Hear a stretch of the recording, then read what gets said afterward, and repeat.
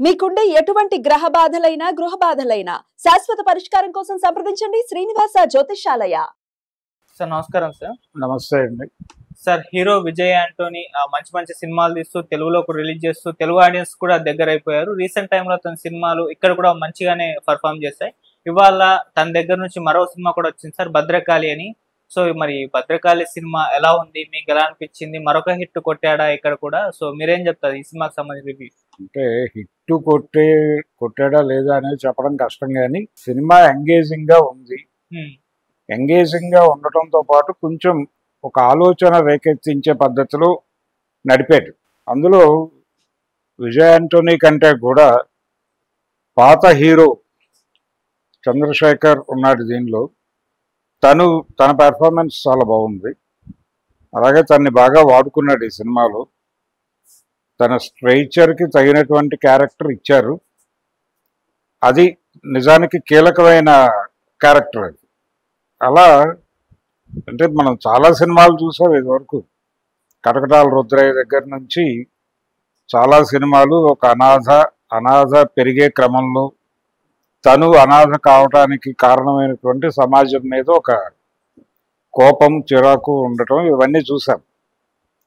అయితే ప్రస్తుత సమాజంలో జరుగుతున్నటువంటి అనేక అమానుషమైనటువంటి ఆచారాలుగా మారిపోయినటువంటి ప్రత్యేక సందర్భంలో సమాజం నడుస్తుంది.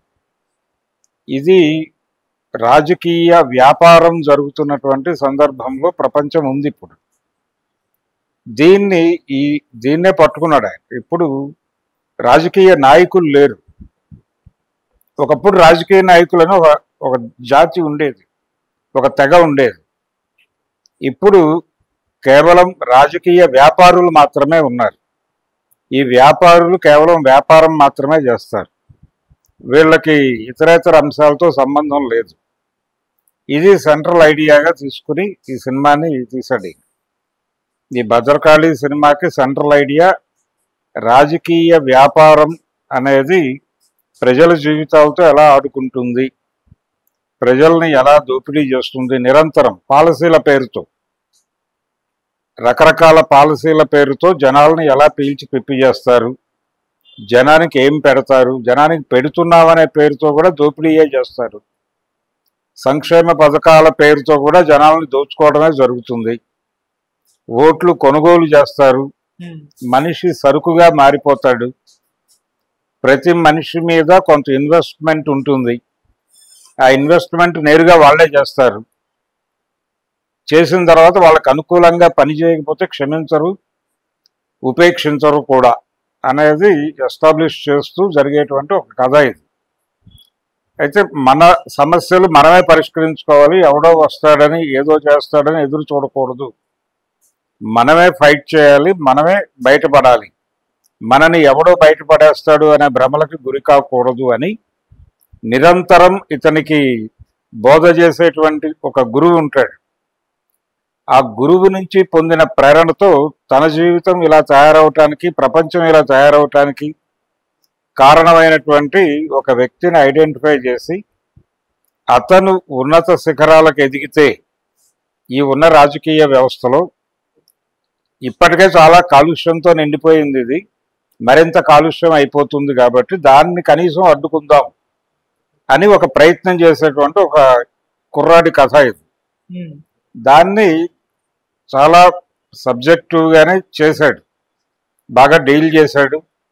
కొన్ని సన్నివేశాలు కొంచెం అంటే లాగ్ అనిపించినప్పటికీ, సెకండ్ హాఫ్లో కొంత లాగ్ అనిపించినప్పటికీ ప్రస్తుతం జరుగుతున్న వ్యవహారాలు చాలా వరకు స్పష్టంగా చూపించగలిగాడు. బ్రోకర్లు ఉన్నారు తప్ప నాయకులు లేరు. ఇప్పుడు ఉన్నటువంటి నాయకులు అందరూ కూడా మంత్రులు, ముఖ్యమంత్రులు, ప్రధానమంత్రులతో సహా అందరూ బ్రోకర్లే తప్ప ఎవరు కూడా రాజకీయాలు, సిద్ధాంతాలు ఉన్నటువంటి వాళ్ళు ఎవరూ లేరు అనేది చాలా స్పష్టంగా చెబుతూ, సిద్ధాంతము అలాగే వేదాంతము మాట్లాడే ప్రతి వాళ్ళు వాటిని తమ వ్యాపారం కోసం ఎలా వాడుతున్నారు అన్నంత వరకే తప్ప వాళ్ళు ఏదో కమిట్ అయ్యి దాన్ని జీర్ణించుకుని మాట్లాడటం లేదు అనేది కూడా చాలా బాగా నడిపాడు కథలో. అందుకని ఈ తరహా సబ్జెక్ట్ చేయటానికి సిద్ధపడినటువంటి విజయ్ యాంటోనీని అభినందించవచ్చు. ఇది హిట్టా, జనాలు ఎలా రిసీవ్ చేసుకుంటారు అనే దాంతో సంబంధం లేకుండా తను చెప్పదలుచుకున్న విషయాన్ని స్ట్రైట్గా చెప్పే ప్రయత్నం చేసుకుంటూ వెళ్ళాడు. అది డైరెక్టర్ గొప్పతనం. తనే స్క్రిప్టు, తనే అన్ని, తనే సినిమా అంటే తనే స్క్రిప్ట్ డిజైన్ చేసుకున్నాడు, సినిమా ఇలా ఉండాలనుకున్నాడు. అతని ఆలోచనలకి విజయ్ యాంటోనీ యాప్ట్ అవుతాడు అని అనుకున్నాడు. అంటే ఇమేజ్ ఉండి ఉండనట్టుగా ఏ తరహా క్యారెక్టర్లోనైనా జనాలు యాక్సెప్ట్ చేసే ఒక నటుడు కావాలి తను. అందుకని విజయ్ యాంటోనీని ఎన్నుకున్నాడు. అతనికి ఆలంబనగా నిలబడేటువంటి ఒక బలమైన క్యారెక్టర్ డిజైన్ చేసుకున్నాడు. ఆ క్యారెక్టర్లో చంద్రశేఖర్ గారిని, ఆయన రాజకీయాల్లో ఉన్నాడు. నిజానికి ఆయన గతంలో చాలా సినిమాల్లో హీరోగా నటించాడు. చాలా పాపులర్ హీరో. ఆయన సినిమాలు తెలుగులో కృష్ణ గారు, చిరంజీవి రీమేకులు చేసిన సందర్భం ఉంది. చిరంజీవి గారి మంచు పల్లకి సినిమా ఒరిజినల్ వెర్షన్లో ఆయనే హీరో తమిళ్లో. అలాగే కృష్ణ గారి కృష్ణావతారం సినిమాలో తనే హీరో తమిళ్లో. అప్పటి నుంచి అంటే మొదటి నుంచి కూడా తను ఎంచుకునే క్యారెక్టర్లు కొంచెం డిఫరెంట్గా ఉండేవి. చంద్రశేఖర్ ఎంపిక చేసుకునే క్యారెక్టర్. ఆ తర్వాత ఆయన సినిమా నటనకి దాదాపుగా ఫుల్ స్టాప్ పెట్టి రాజకీయాల్లోకి వెళ్ళిపోయాడు. రాజకీయాల్లోకి వెళ్ళిన తర్వాత కూడా ఆయన నటించాలనే చాలా సందర్భాల్లో మాట్లాడాడు. అతనితో ఒక క్యారెక్టర్ చేయించుకున్నారు ఈ సినిమాలో. అది చాలా బలంగా నిలబడింది సినిమాలో. తను మంచి పెర్ఫార్మరు, చాలా న్యాచురల్గా ఉంటుంది. మొదటి నుంచి ఆయన నటన చాలా న్యాచురల్గా ఉంటుంది. అది వర్కౌట్ అయింది ఈ సినిమాకి. ఇమేజ్ అంటే ఎటువంటి ఇమేజ్ మరక లేకుండా ఏ క్యారెక్టర్లోనైనా ఒదిగిపోయే నటులు కావాలి ఇతని కథకి. వాళ్ళని అందుకోసం వాళ్ళిద్దరిని ఎంపిక చేసుకున్నాడు. ఎంపిక చేసుకుని హీరోయిన్ క్యారెక్టర్ కూడా అంటే రొటీన్ గ్లామరు ఈ వ్యవహారాల్లోకి వెళ్లకుండా చెప్పదలుచుకున్న విషయాన్ని ముసుగేయకుండా స్ట్రైట్గా చెప్పుకుంటూ వెళ్ళిపోవటం అనేది ఒక ఇంట్రెస్టింగ్ వ్యవహారం. జనరల్గా మన వాళ్ళు ఏం చేస్తారంటే చెప్పదలుచుకున్న విషయాన్ని దాచి దాని చుట్టూ చాలా కమర్షియాలిటీ అనుకుని వీళ్ళు కొన్ని కృత్రిమమైనటువంటి ఎలిమెంట్స్ని ఇన్కార్పొరేట్ చేసుకుంటూ పెడతారు. అక్కడ కూడా అదే జరిగింది. కమర్షియాలిటీ పేరుతో కొంత నడిచింది అందులో. కానీ అది కూడా ఆర్గానిక్గా సబ్జెక్టుకి కమిట్ అయ్యి సబ్జెక్టుకు లోబడి నడిచినటువంటి కమర్షియల్ ఎలిమెంట్స్. అలా తను చాలా ప్రాపర్గా డిజైన్ చేసుకుంటూ వెళ్ళిన సినిమా ఇది. జనాలకి ఎలా కనెక్ట్ అవుతుంది, అది ఏ మేరకు కనెక్ట్ అవుతుంది, ఒక రకంగా పొలిటికల్ థ్రిల్లర్ అనుకోవచ్చు దీన్ని. పొలిటికల్ థ్రిల్లర్ అనే పదమే కరెక్ట్. ఈ పొలిటికల్ థ్రిల్లర్లో చాలా స్పష్టంగా రాజకీయ వ్యాపారం గురించి, రాజకీయం అనేది కేవలం వ్యాపారం తప్ప ఇంకేమీ కాదు, రాజకీయ నాయకులు కేవలం బ్రోకర్లు తప్ప మరేమీ కాదు, వీళ్ళని ఏదో అనుకుని ఆవేశపడి వాళ్ళు ఏదో చేయబోతున్నారు, మన జీవితాల్లో మార్పులు తీసుకురాబోతున్నారు లాంటి భ్రమలకు గురికాకండి. వీళ్ళందరూ వేరువేరు పార్టీల్లో కనిపించవచ్చు, కానీ వీళ్ళందరినీ నడిపించేటువంటి సూత్రం ఒకటే. తాడు ఒక దగ్గర ఉంది, వాడే నడిపిస్తాడు. అంటే తానొక చోట తాడొక చేత అని చెప్పి మనకు పాత వేదాంతపు సామెత ఉంది. ఆ వేదాంతపు సామెతని రాజకీయ వ్యాపారానికి అన్వయించి ఇదంతా కూడా మార్కెట్ చేతుల్లో ఉంటుంది, అది డ్రైవ్ చేస్తుంది. కాబట్టి వేరువేరు పార్టీల్లో ఉన్న నాయకులు వాళ్ళు భిన్నమైన ఆలోచనలతో ఉంటారు అని అనుకోనక్కర్లేదు.